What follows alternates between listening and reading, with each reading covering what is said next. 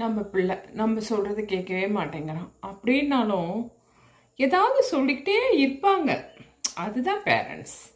நீ இப்படி இருக்கக்கூடாது, நீ இப்படி இருக்கணும், நீ இது செய்யக்கூடாது, நீ இது செய்யணும். அது காதில் வாங்குதா வாங்கலையா நம்மளுக்கு கவலை கிடையாது. பட் நம்ம சொல்லிக்கிட்டே பெத்த மனம் பித்து பிள்ளை மனம் கல்லும்பாங்க. ஆனால் நம்ம சொல்லிக்கிட்டே தான் இருப்போம். அது கேட்காத மாதிரி தான் தெரியும். பட் ஆனால் வெளியில் போய் சிலது அது பண்ணுறப்போ நம்ம அது பார்க்காத மாதிரி பார்த்தோம்னா அது செய்ய யார் பெரிய மனுஷன் நினைக்கிறோம்? யார் பெரிய மனுஷன்? சயின்டிஸ்டா, அரசியல்வாதியா, போலீஸா, டாக்டரா, இல்லை மிலிட்ரியா? யார் பெரிய மனுஷன் நினைக்கிறோம்?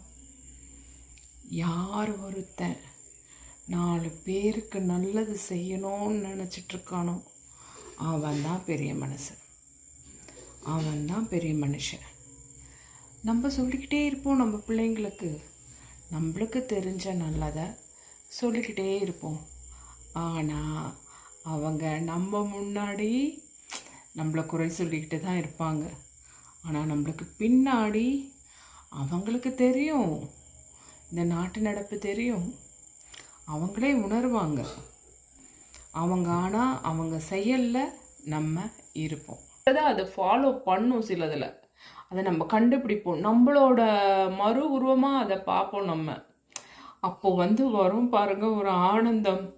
அப்பப்பப்பப்பா சொல்லவும் வேண்டும். நம்ம கிட்ட தான் அப்படி பண்ணுவாங்க.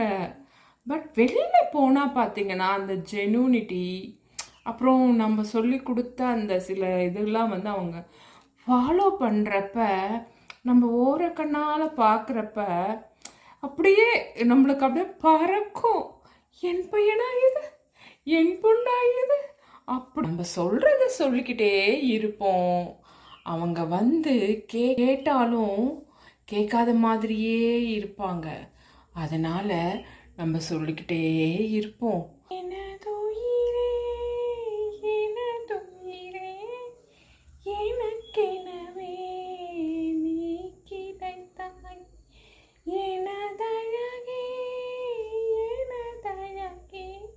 தேவையான நேரம்